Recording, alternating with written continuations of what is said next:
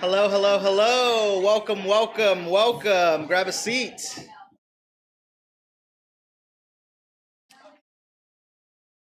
Good evening, everyone. On behalf of Beyond Baroque Literary Arts Center, I'd like to welcome you all to Farewell LA, a poetry reading by Anna Journey and David St. John. Can we give them a round of applause, please?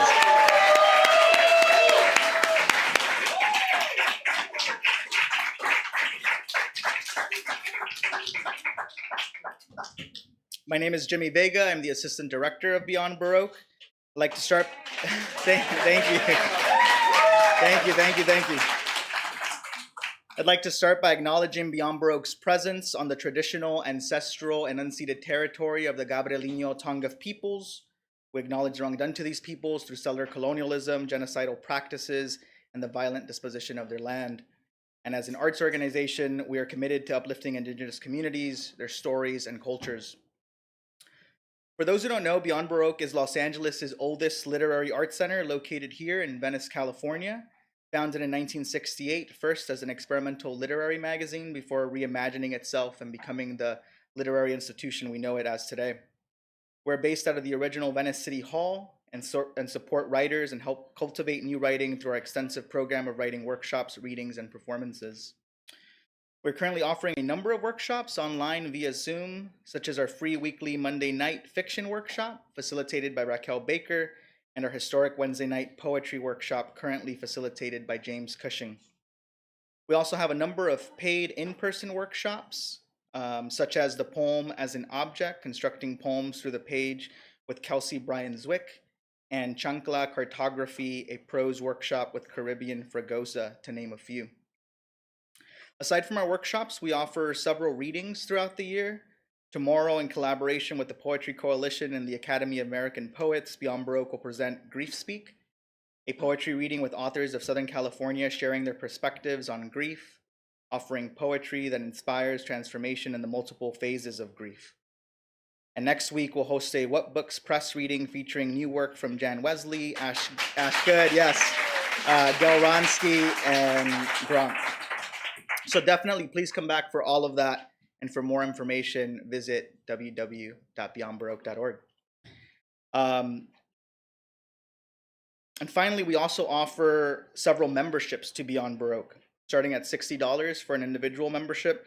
Purchasing a membership helps us tremendously to continue offer free online and in-person programming such as tonight. So if you're not a member, I encourage you to become one. You can talk to Genesis in the bookstore and learn more about that. I want to give a special thanks to our staff here tonight. Thank you to our executive director, Quentin Ring, our programs coordinator, give it up. Programs coordinator, Ivan Salinas, our new director of development, Michelle Raphael, Genesis Perez, running things in the bookstore, Eric Alberg, Dan McNay, and Leon managing the theater booth tonight. So thank you all for making this happen. Yes, please give them a round of applause. And a huge thanks to both David and Anna for continuously joining us in literary community for many years. And Los Angeles will certainly miss you both very much, but we're glad to know that we're going to have some friends in Virginia very soon. But definitely come back. This is your home, and we're gonna miss you.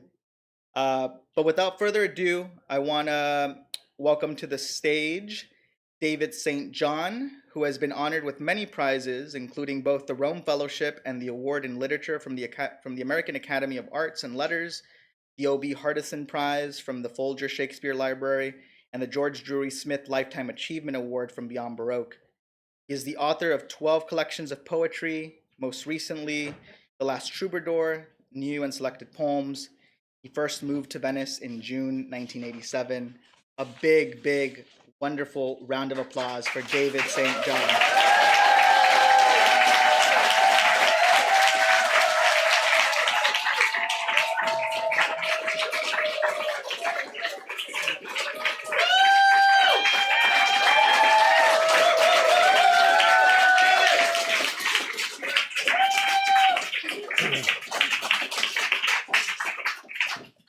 I haven't even taken my clothes off. Just you wait. Um, I think of Beyond Baroque in some ways as my poetry living room. And this is the place where I come to hear my friends read and the friends of friends and poets who I wouldn't get to hear otherwise. Um, when I came in 1987, one of the reasons I'd been living in Baltimore and teaching at Johns Hopkins, and when I was offered the job, I have some extraordinary colleagues and writers who are actually here tonight, and a lot of um, a lot of friends said, "Well, come live up, Los Feliz, Pasadena. There are places that you can move." And I decided that, I was a kid who grew up in Fresno, and I wanted to live by the beach. And it didn't matter that I was a shitty surfer. I wanted to live at the beach. And I said, no, I'm going to look for a place in Venice. And I've always stayed within, I've always lived, for many years within, 5 minutes of Beyond Baroque, and now 10 or 12 minutes within Beyond Baroque. I mean, we actually got here in 7 minutes tonight. So just, and I wasn't even speeding.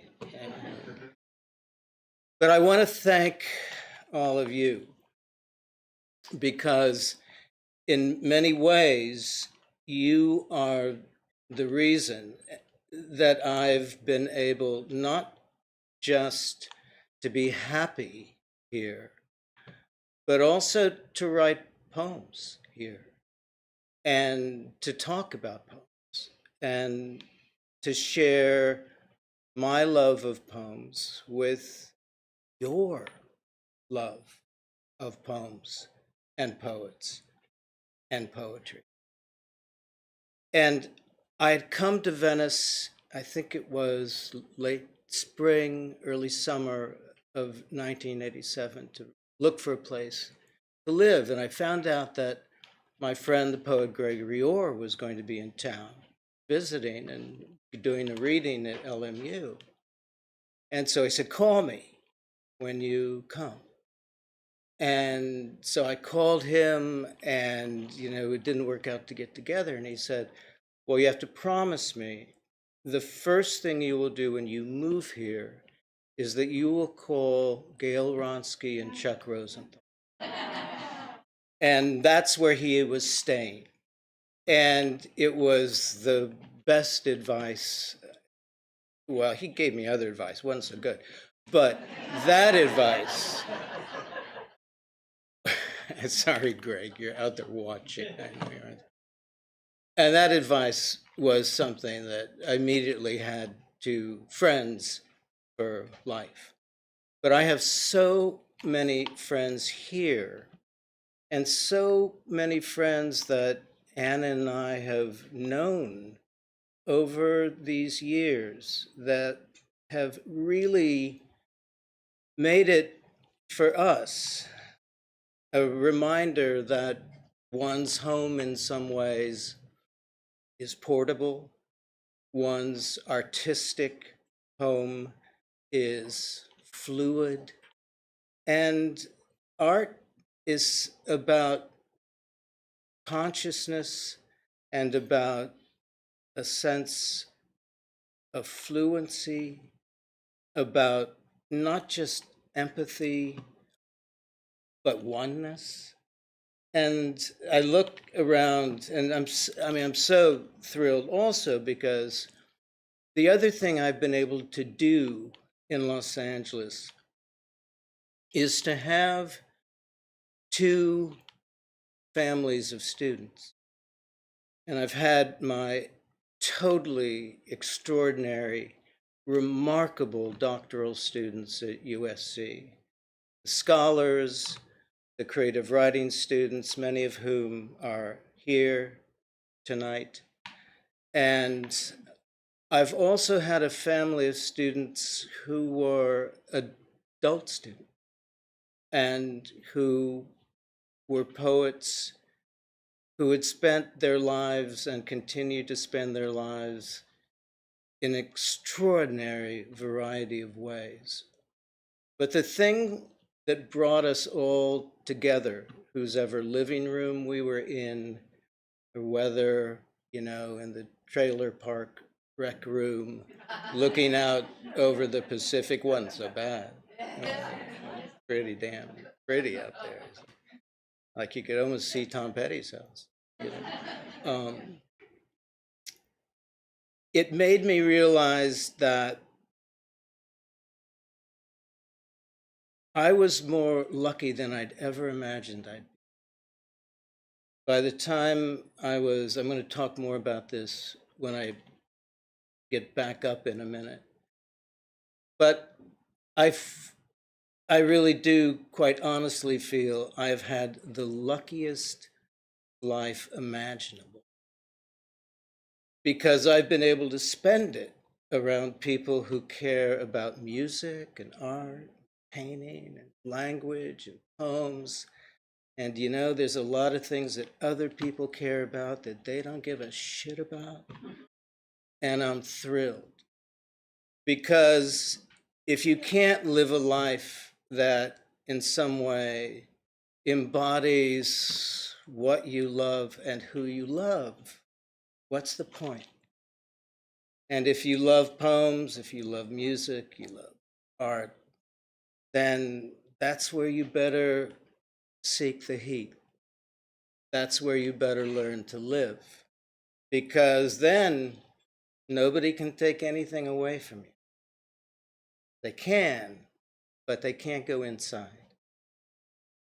And if you've got that inside, then that means, you have that interior cloak of invisibility that protects what matters most.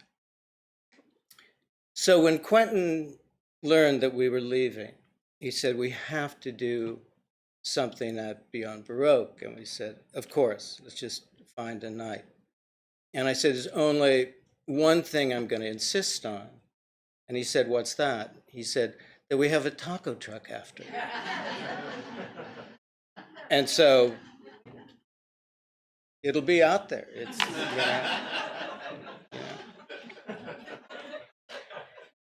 So I'm a really simple guy. So it's because that's what one does with family. You feed your family, and you feed them in every way that you can. And so what we're going to do is that Anna's going to read, and then I'll come back up and read myself. Anna Journey.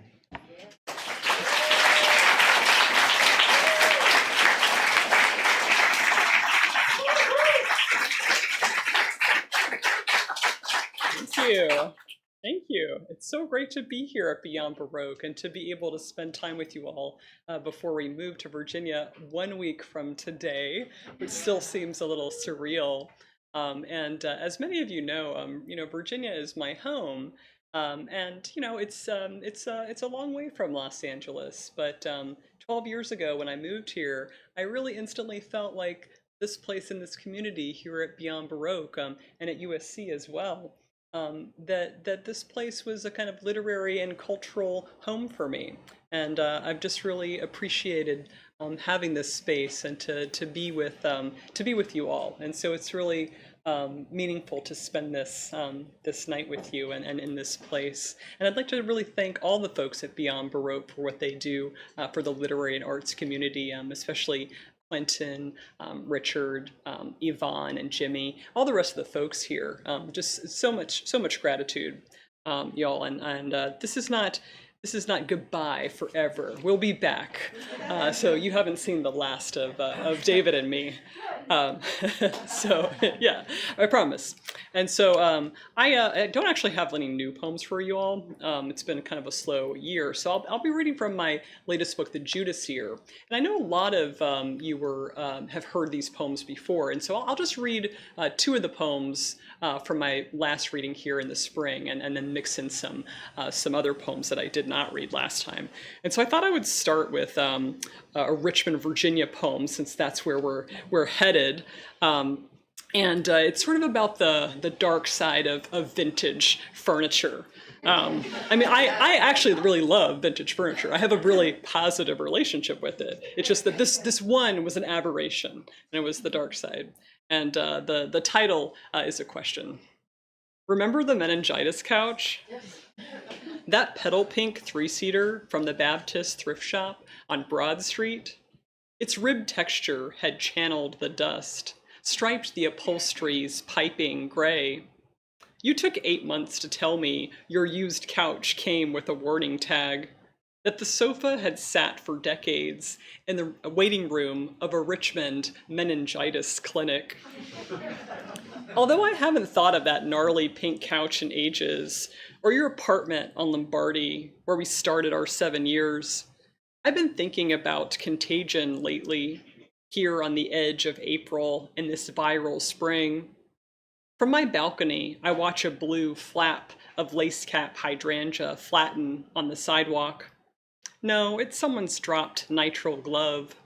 We snuggled all spring on that grizzled pink couch before we ditched it in the side alley. We didn't want to bring it with us in the move. But before we trashed the sofa, your friend the blues singer crashed in the living room with a brunette psych major he'd met that night at his gig. As you and I lay in bed, we heard a weird groan, and you flung open our door on a blowjob. The woman's face bobbing just above Andrew's crotch and the couch's center butt cushion. You slammed the door, whispered, oh God, until I sat up to shush you. Dude, it's just a blowjob. You flipped the white sheet over your head like a nun, finally muttered your confession. You knew viral meningitis died quickly on surfaces, that the sofa wouldn't infect us, but the idea of sex on those once teeming cushions freaked you out. You stopped explaining as I collapsed backward on the bed, as I rolled from side to side, laughing. Right now, I could use a laugh like that. That's why I keep thinking of that old sofa during the spring of the body count. How we sprawled all season on a used couch that could have killed us had it sat for less time in the Baptist thrift shop. Even though we no longer know each other, I like to remember how we crept into the side alley at midnight, beers in hand, to stand in front of the pink sofa we dragged between garbage cans and fringed wisteria. I like to remember that last glance you shot me before we stepped up, each hurled a lit match. So this next poem belongs to that subgenre of poetry, the revenge poem. Maybe you're familiar with it. I don't know. But I mean, hopefully it's more than just that. The Copper Pillowcase. I once dated a man so vain he slept exclusively on a pillowcase made of copper oxide fibers. Dan's special anti-aging pillowcase, he'd explained, as we lay nose to nose in his bed, improved blood circulation and acted as an anti-inflammatory. The copper threads are supposed to smooth fine lines, reduce wrinkles, promote collagen growth. I nodded, said I could totally tell, as Dan reached to switch off the light. After that night, I never called him again. 10 years later, I ran into Dan as he sat in front of a short stack of blueberry pancakes at a cafe in Richmond. At first I saw him from the left side, only in profile, and he looked as smooth and baby-faced as he'd been when we were both 20. I hoped he wouldn't notice my eyes budding gesture of a crow's foot. Yet as he turned, began to wave, I realized the whole right side of his face drooped and sagged. The corner of his mouth, his upper eyelid, his cheeks fat pad. I could barely speak, remembering how he'd always slept on his left side. The copper pillowcase must have perfectly preserved that half of Dan's face, as the rest of him creased and caved. Throughout our small talk, my gaze moved from his dilated pupils to his pancakes' blueberries, which had softened and spread to a purple mush in the buttermilk. We didn't have much to say except to list the places we'd lived since we'd last seen each other. His bouncing from Richmond to Newport News and back, my stint in Houston before I'd landed in Los Angeles. After we said our goodbyes, I ran into a mutual friend who told me about Dan's stroke, the one he'd had at 28, maybe from doing too much coke, which left one side of his face paralyzed. I just finished reading a biography of Hans Christian Andersen on the plane ride to Virginia, so perhaps I'd been primed to believe a copper pillowcase could erase all traces of time on one half of a man's face, dividing him into a lopsided hybrid as a grotesque punishment for his vanity. But Dan was just a 30-year-old burnout buttering a stack of purpled pancakes, and I didn't know what to say as a drop of saliva formed in the corner of his sagging mouth, and so absent-mindedly touched the crease of my own nascent crow's foot, afraid it might finally break across my right temple with the full reach of its claws.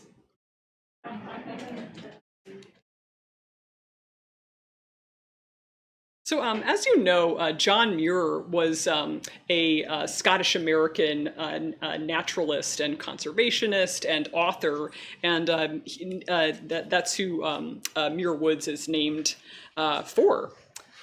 And this poem has kind of like an early pandemic-y kind of vibe. You know what I'm talking about, right? No. Lullaby interrupted by the stump of the mammoth tree. This is as close as I can get to a lullaby. It's July, 4 months into the virus, and sleeping through the early morning exists only as a memory, a relic of the before. Before I swirled a silicone plug in my up-facing ear to block out my husband's breaths, before every doorbell knell became a threat, before I needed John Muir beside me to ease my insomnia, his 1901 essay on the big tree, the sequoia, recorded by a voiceover actor for my favorite meditation app as a sleep story. On the audio track, a woman reads Muir's ecstatic descriptions of redwoods in a soothing cadence, with a new age loop of birdsong, creek burble, and soft piano lullabied in the background. I like the way the naturalist names the giant sequoia the Auld Lang Syne of trees and nature's forest masterpiece, how he praises its thoroughbred look. On our visit to Muir Woods outside San Francisco, my husband and I once stood in front of a historical display at the forest's entrance. We stared at an old lithograph of the stump of the mammoth tree, the 1,200-year-old sequoia felled in the Sierra Nevadas by gold rush speculators in 1853. Loggers had smoothed the colossal stump for use as a dance floor for tourists and their tea parties. The act of desecration so enraged Muir that he wrote the manifesto, "The Vandals then danced upon the stump." Something happens each time I cue up the meditation track, even though it's not Muir's Scottish accent flickered in my ear, but the bedtime voice of a woman named Christine, who means to lull me to sleep. I can't sleep if I start to think of the fate of the mammoth tree, of manifest destiny, of that lithograph showing, according to the caption, a cotillion party of 32 persons dancing on the stump at one time. I turned to my husband and said, "It's like watching people dance on a grave." as we turned to walk through Bohemian Grove's old-growth redwoods, the main trail fringed in maidenhair ferns and fat Jurassic horsetails. This was back in the before we began rushing off paths in Topanga to dodge other hikers coming up the canyon, before we cinched bandanas around our necks to yank over noses and mouths, before I needed John Muir as much as the redwoods needed his words that are more than a sleep story, more like an elegy for the beginning of the end of our world, which waits like the plain stump of a sequoia on which vandals, dressed for a tea party, keep up their dance. So I just heard a California poem. Here's another Virginia one. And the title mentions the word satyr, which it's the YR, not ER. It's the nature spirit from Greek and Roman mythology, and often rendered as a man with either hooves of a goat or a horse, and sometimes a tail and the ears. I think it's like horse in Greek and maybe goat in Roman. But anyway, that's too much information for this poem. Portrait of an ex-lover as a hillbilly satyr. This one's not a revenge poem. Not a revenge. You once hiked Appalachia in the hooves you'd packed on our camping trip to Cascades Falls near Blacksburg, Virginia. You'd sneaked your favorite family heirloom with us from a locked trunk in your dad's garage. Those black, cap-toe Oxfords your great-grandfather, the moonshiner, altered in 1924 to disguise his footprints from cops. He'd carved a pair of cow's hooves from 2 white oak blocks, nailed the platform stamps to his leather soles. For years, he walked the Blue Ridge Highlands to his whiskey still in a remote meadow and left only animal tracks. Your dad had never let you wear the moonshiner shoes when you'd begged as a kid, yet during my first visit to your childhood house in those mountains, I dared you. Come on, we'll just borrow them. You grabbed the trunk's key from your dad's bedside drawer while he watched TV. Each night of our 3-day camping trip, we'd play the same game at dusk. We'd sip from our flask, I'd slip into the tent and count to 50. You'd pick one of the mountain trails and set out, wearing your hooves, your red beard, your red plaid, like a hillbilly satyr, you joked, as you strapped a soprano ukulele to your back. The trick was to see if I could tell the faux bovine prints in mud from the cloven shapes of the real ungulates. You were easy to follow because you always wound up at the sheet-mossed bottom of the falls, your chin tipped toward the top of the 60-foot cliff, where the white water began its wider feather and plunge. The last time I found you, you didn't notice me, didn't hear me creep up the creekside path. I watched you wait near a limestone crag, shaggy with rock-cap ferns, for a full minute without speaking. Your warm shoulders steamed where they shrugged off the creek's cool mist, your right hoof raised on a granite boulder. Something soft in your face told me if I spoke then, you'd balk and bellow. I knew your hooves, no longer oak, had grown into your ankle bones and marrow. I'll just read 2 more poems. And you heard from the poem about Dan's unfortunate situation that I read a biography of Hans Christian Andersen. The biography is by the scholar Jackie Vulschlager. And I learned from reading the biography that the Danish author had all sorts of really unusual kind of colorful phobias. One of which is that Hans Christian Andersen was really afraid of being buried alive. And at one point, he even kept a note on his bedside table that said, "I only appear to be dead." That way someone wouldn't sneak in, think he was dead, and then go bury him. And so, I mean, as a fan of Post-it notes, I really appreciate Andersen's attention to detail. Hans Christian Andersen feared being buried alive. I too, Hans Christian, once left a warning note. Your bedside table's scribble read, I only appear to be dead. An effort to ward off the would-be pallbearers who drop you into your grassy plot in Norbro, forgetting to check your nostrils with a hand mirror for a fog of breath. You dreaded startling awake, 6 feet of Denmark on your chest.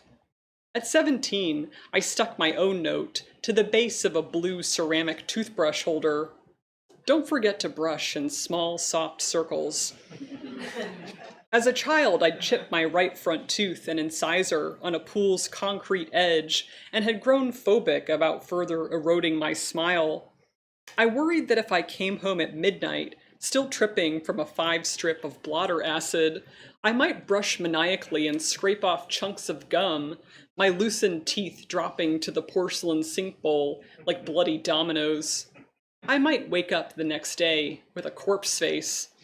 It's important, Hans Christian, to have a system, a reminder, a few words written to catch the eye and hold back the hand that would bury us.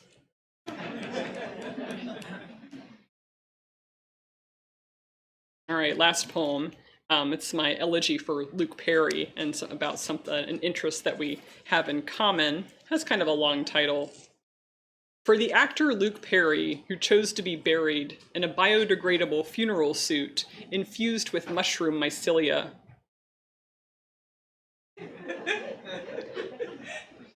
Luke, I've been thinking of your green burial lately. The taupe shapes your afterlife must take as it grows in soft lobes up sassafras, black walnut, and beech trees in Van Lear, Tennessee. Your family kept your gravesite's location private, so some punk won't pilgrimage there, hoping to pluck the clusters of shiitake or white button you've become, the enoki or reishi. Luke, you know the bodies of Italian saints displayed in snow-white coffins of glass for tourists to gawk at in Rome? I never saw God in the magic of an incorruptible corpse, which of course has always been a performance. The prune-textured flesh of St. Paula Frazinetti regularly bathed in carbolic acid for the last century. Roman Catholics used to believe holiness could keep a saint's body from decomposing. But Luke, I like your attitude. It's less, can't take it with you, more, please receive this gift, this body of holy compost, alms for the wounded planet.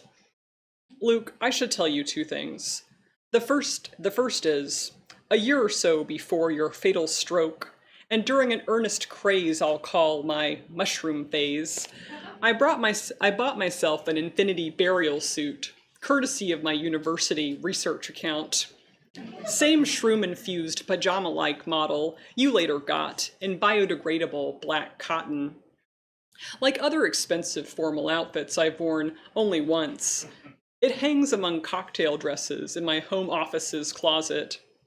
The second thing is, as a child I owned your effigy, your image cast in plastic for Mattel's 1991 celebrity Barbie that portrays your character on Beverly Hills 90210, the sexy rebel Dylan McKay.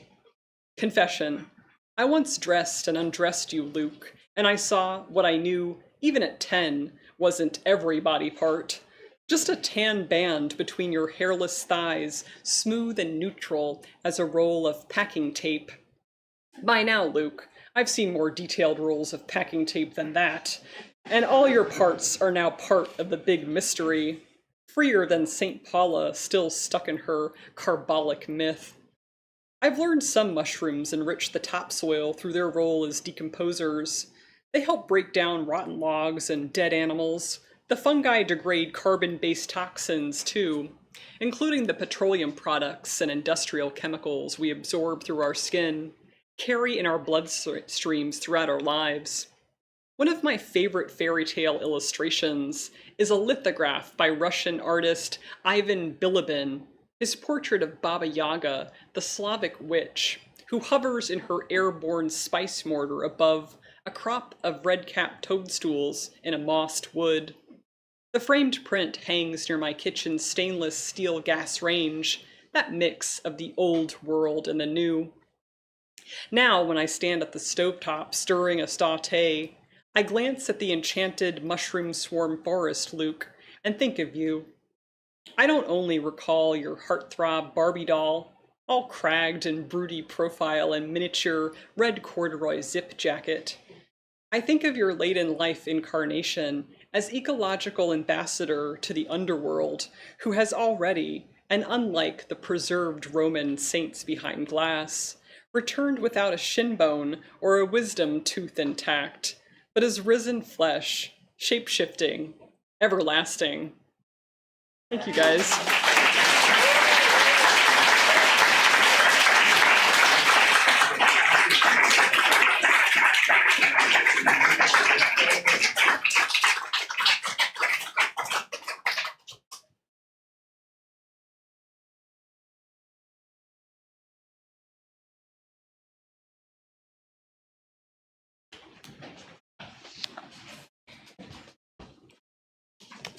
So are we taking the mushroom soup?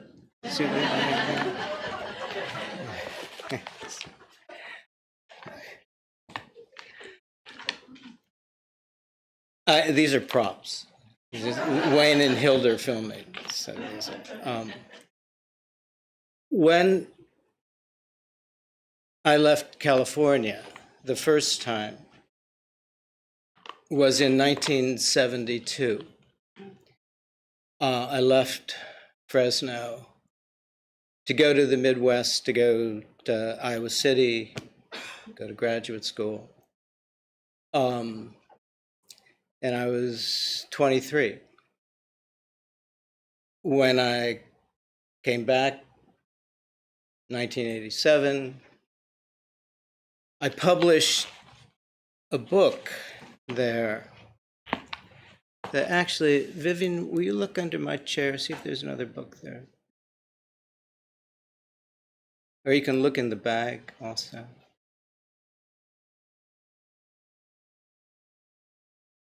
All right. My daughter, Vivian.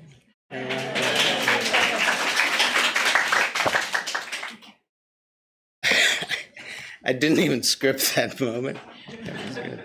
This is it. This is a book from Illuminati Press, a very small press in Los Angeles. And it was run by a man named Peter Schneider. And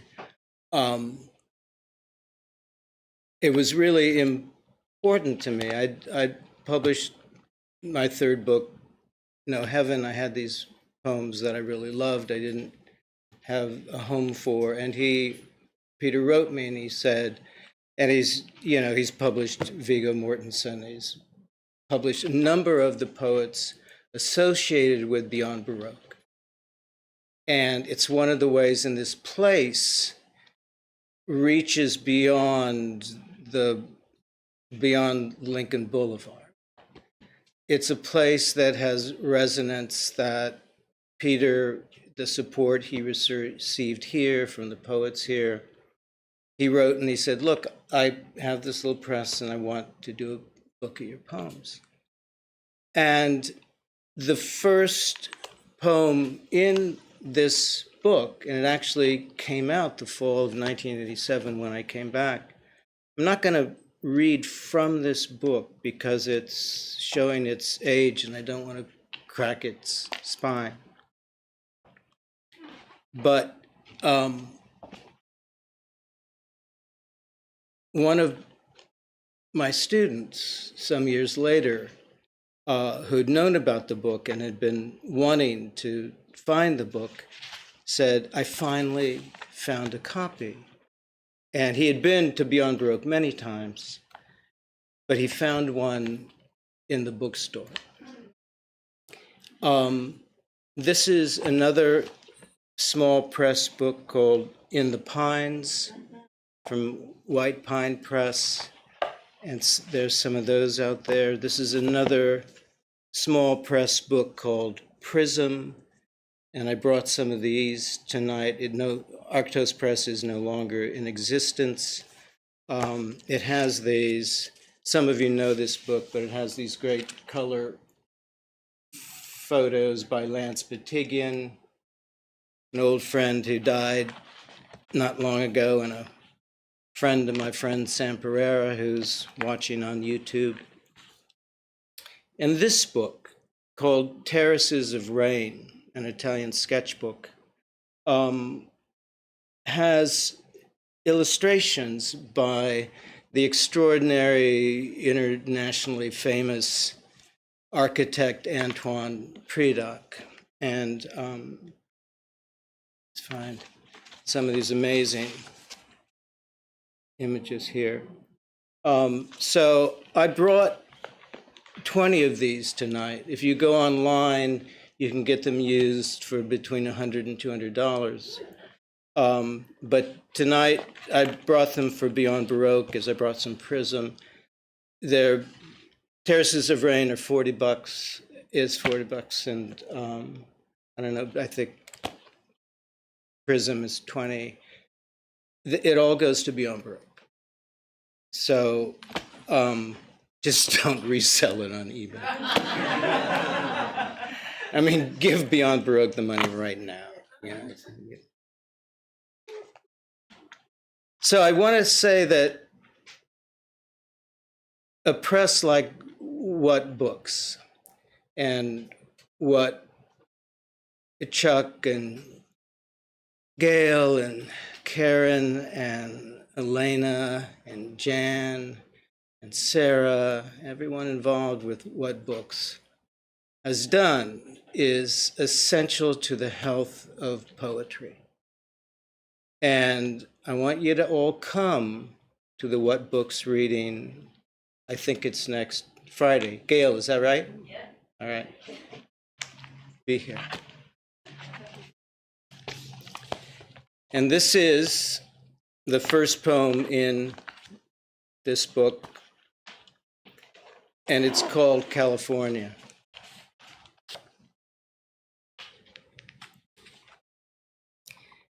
And it has just a little epigraph from Bo Diddley that goes, "Who do you love?"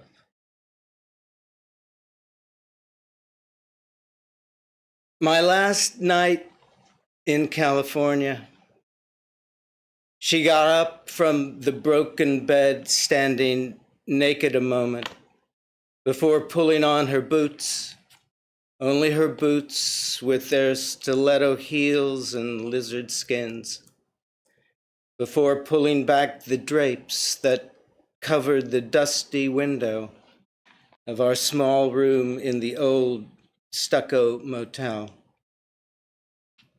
The window, a floor-to-ceiling checkerboard of opaque and clear panes. She looked out at the trucks passing in the rain down the old section of Highway 99. The rainbows of the spilled oil and neon mixing on the rain-glazed asphalt of the parking lot. But maybe she was thinking of a moon in the teeth of the Sierras, a moon setting in the mountains beyond her father's ranch, where it would be clear above these storm clouds. Maybe of her husband, just getting up to the late news and his shift at the mill. But as I reached by the bed to the low table where I'd thrown my watch, and before I could say, "Come here, don't worry," or any dozen stupid things, she began to rock slowly back on the heel of one boot, snapping out the other like a whip, kicking out one by one the small square panes of the window, each echoing ricochet of glass louder than the drone of the trucks outside, and the lights of the room next door flashed on a moment, their sudden glare hitting the windshields of the cars nosed up in front of every door. I grabbed her around the waist and pulled her back onto the bed, her fingernails slicing the whole length of my cheek. 3 long parallel lids of skin opening as the blood ran down onto my chest. I held her until the lights next door went off, and the sound of the rain, the trucks, and the night grew. Now, when I go back to California, I don't ask where she is or why.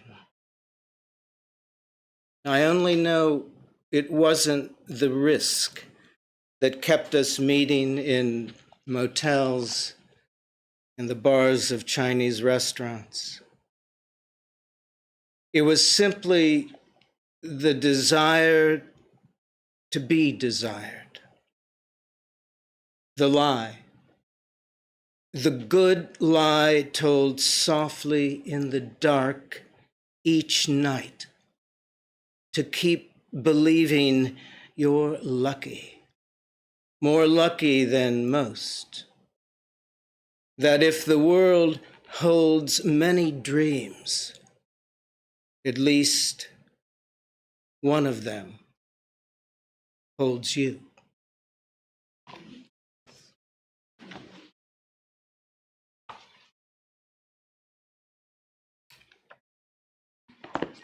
When I was in Iowa,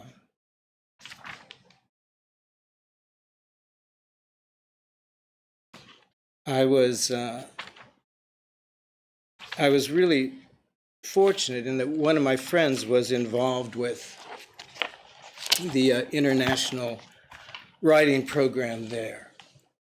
And so I was able to meet a number of the poets from other countries. And one of the poets there was really extraordinary, Italian woman who was probably at that point in her middle to late 30s. She'd been an actress before a career-ending auto accident, but she became a newscaster in Rome for Rai Uno, one of the big, like BBC One, same thing. But her passion was really poetry. And she had come to write poems at the International Writing Program, but also to translate poems. And she asked if I would help her to translate some of the poems that she really loved, by the poet she cared most about. The poem I'm going to read is by someone who you know probably as a great novelist. And he's the author of The Garden of the Finzi Continis, Giorgio Bassani. And I found out years later, I didn't realize that he was also her boss. He ran Rai Uno. But that wasn't why she wanted to translate this poem. She wanted to translate it because it was one of her favorite poems. And it's the only poem that is, centered. All the lines are centered, and they go out to different lengths. And the only thing you need to know is that the Lungotevere is a big road that runs alongside the Tiber, the Tevere. And Bassani's poem also is called Waltz.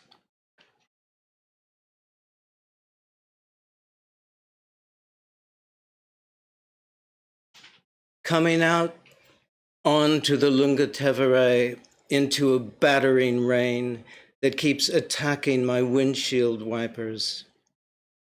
I see in a flash right in front of me flowing with me into the traffic stream, a broad, white, open page, maybe the double middle page of today's paper, dancing gaily, desperately, caught up in the whirl of a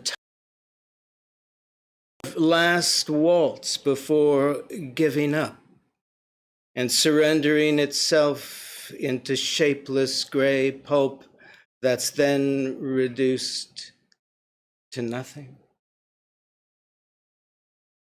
Well, here it is, winter, another quick winter, so different from the black and pitiless season, so terribly long, capable in other times of changing the child into a boy, the boy into a man, that endless season of flames, of tears, which when remembering it, thinking it over later, already inside of spring, used to whisper, "Come on, don't be afraid.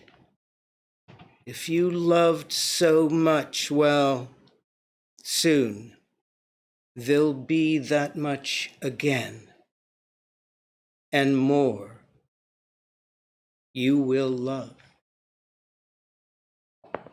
And that poem also was in this book. So because I don't want you, I'm just going to change the tone so radically. Is that, I might as well wheel in a tank of nitrous oxide and just some balloons, Take your time. And some of you have heard me read this poem many times, but I haven't read it in a long time. But because Terraces of Rain is out there, and this poem exists in no other book, I thought I would read it.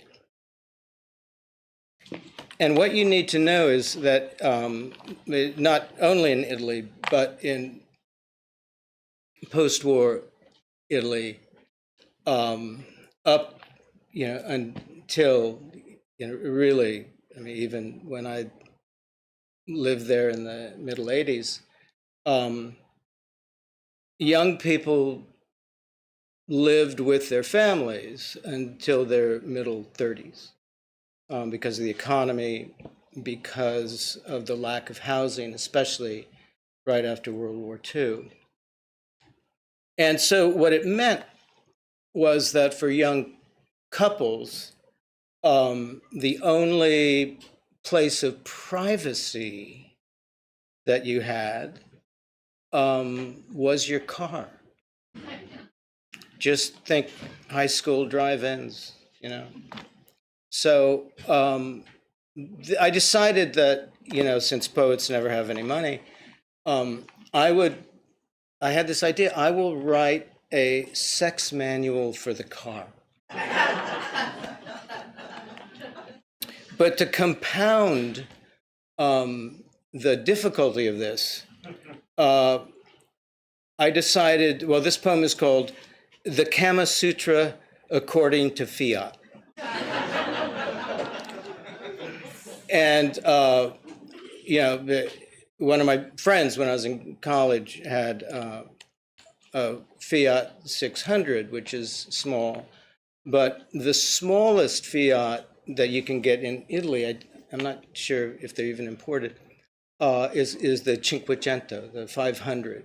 The tiny, that it's like a sewing machine in your car. And in Roman slang, they're called baby shoes. They're that small because they kind of have that shape too. And there's some in Italian in here that you don't need to know because you'll get it. So this is the Kama Sutra according to Fiat. And one of the 7 hills of Rome, and the big hill above Trastevere, the Janiculum Hill, the Janicolo, was near where I was living at the American Academy. Up on the Janicolo, in cars painfully piccolo. The view is a pretext when sex is the full text. Beneath night's starry webbing, all of Rome is out petting.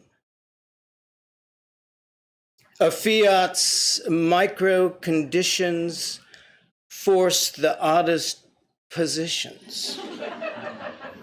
Arms and legs in the air, as each lover must dare those slow, floorless dances when making advances. The baby shoes Cinquecentos, though only meant to go skating down roads, are now littered with clothes. And in the grander sedans, there's a groping of hands that's just as preposterous among the quite prosperous.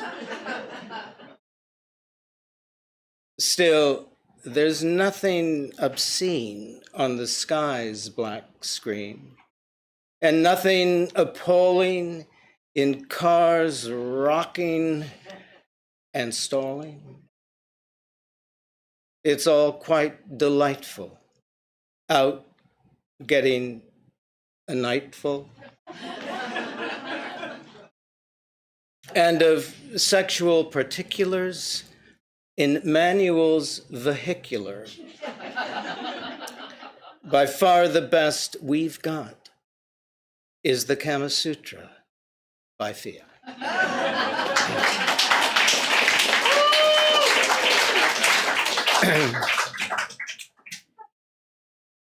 And you might think I wouldn't have a postscript to that.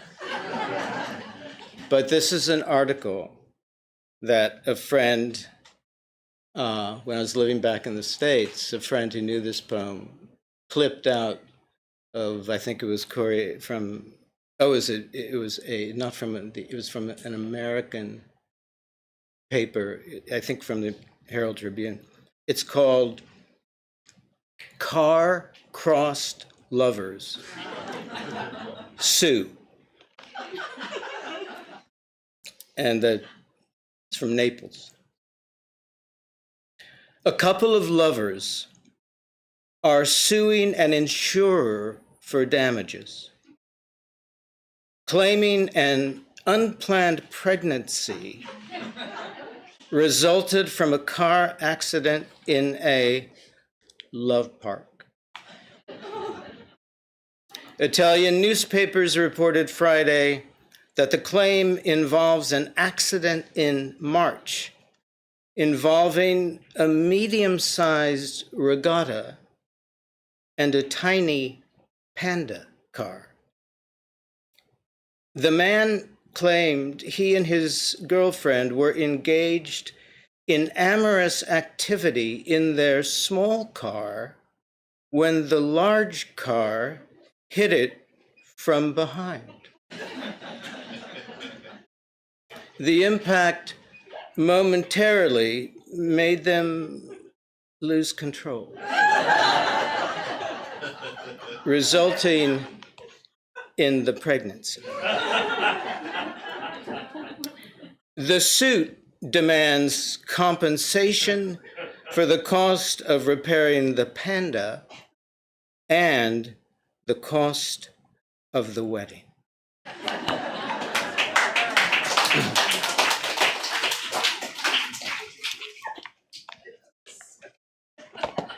I'm just saying, you know. I want to read a poem from prison. And all the poems take as their titles colors. And my friend Lance, who had been a poet in Fresno, got an MFA at Tucson in poetry, but discovered the photography center there and became this remarkable photographer.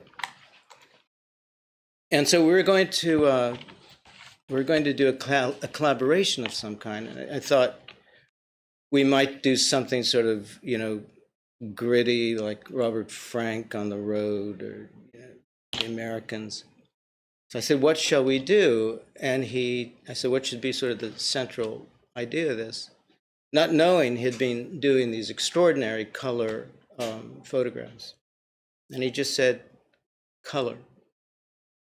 And this is a book-length sonnet sequence. They're all, I think there's one that's 15 lines. But this is one of my favorites because it's set on the beach of Santa Monica. And it's called Saffron.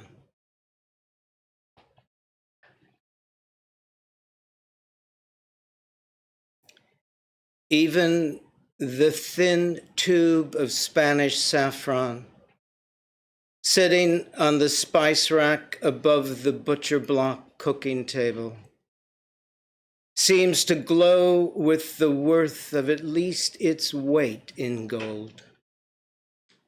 And today at the beach, a dozen Buddhist monks in golden robes stepped out of 3 limousines to walk their Holy One out along the dunes to the water's flayed edge, where the sand burned with a light one could only call, in its reddish mustard radiance, the essence of saffron.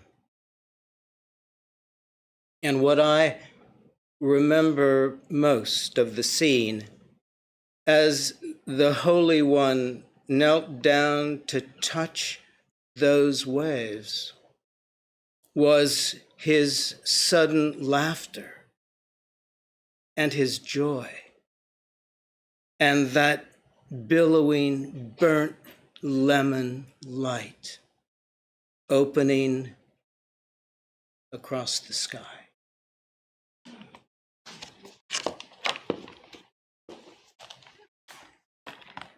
And I'm going to end with a new poem.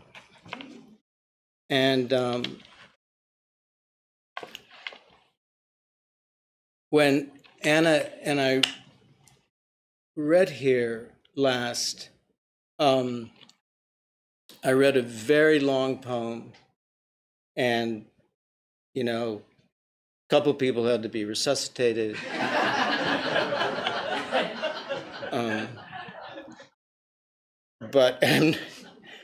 And this new manuscript I've been working on has 4 of these long poems that all share the same title, and they're all called The Sketchbook, and there's just 1, 2, 3, 4, and they're sort of the pillars of this book. And so all of those poems are too long to read. But in between the pillars, there are other poems. And 2 of the sections actually are set, at least in part, in Trastevere, this neighborhood at the base of the Janiculum Hill. It's a really, like there's neighborhoods in Florence where mainly they were work people's neighborhoods, and often connected with the arts, framers, woodworkers, things like that. And Trastevere, which literally means across the Tiber from the main part of Rome. And it became sort of a increasingly hip place in the way that some places like that do.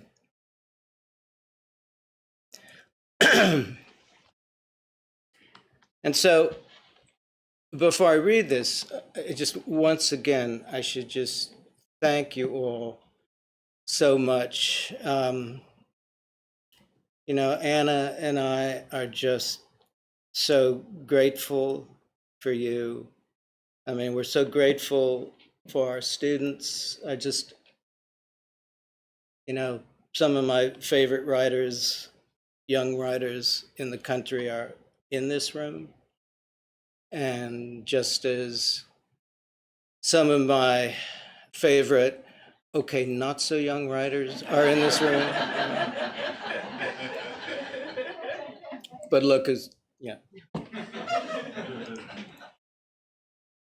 And this is called, so thank you for being here.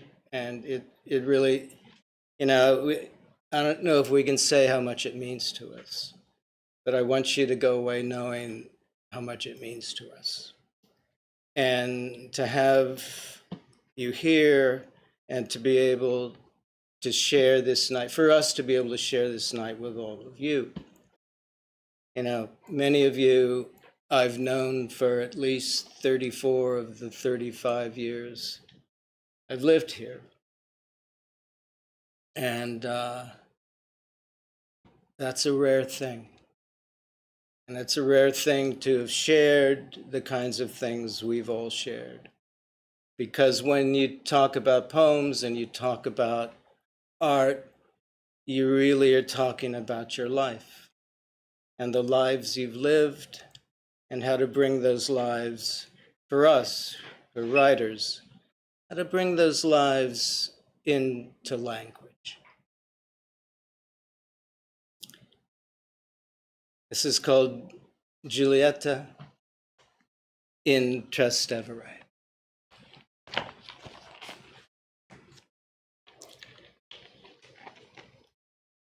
It wasn't what I'd expected.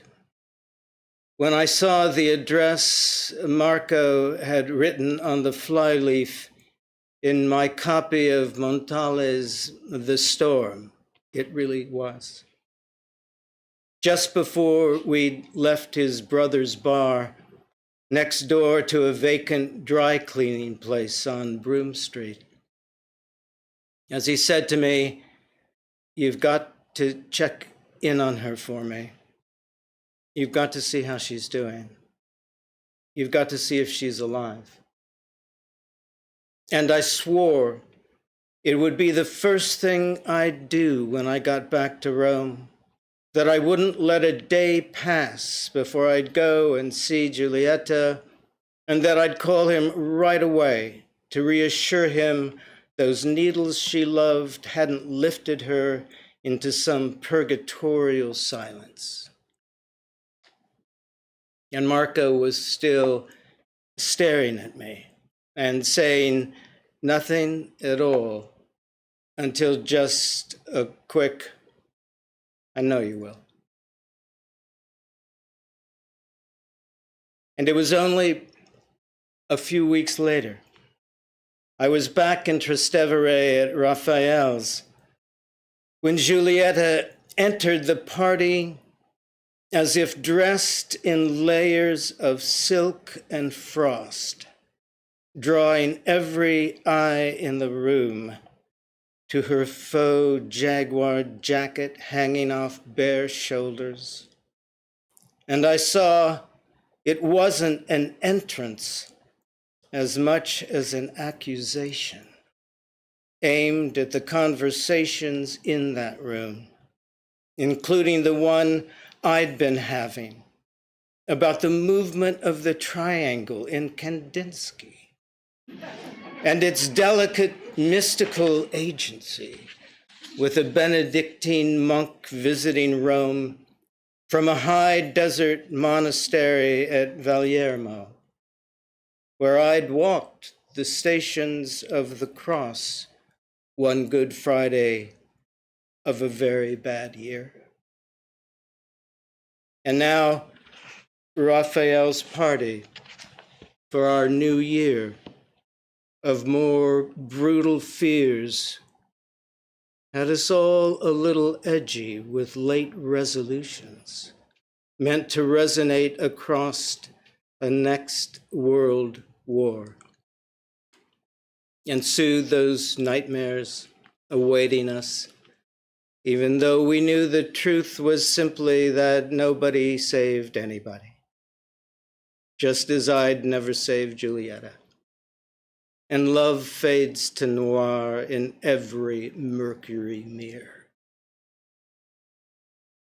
And all in all, I think I was relieved to see her coming over to me, rings chiming a wine glass, as she moved next to me to say,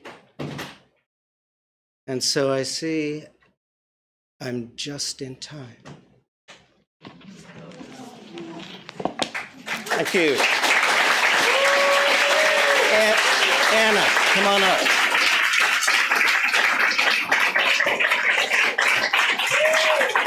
So, once again, thanks to you all. We'll see you at the tacos.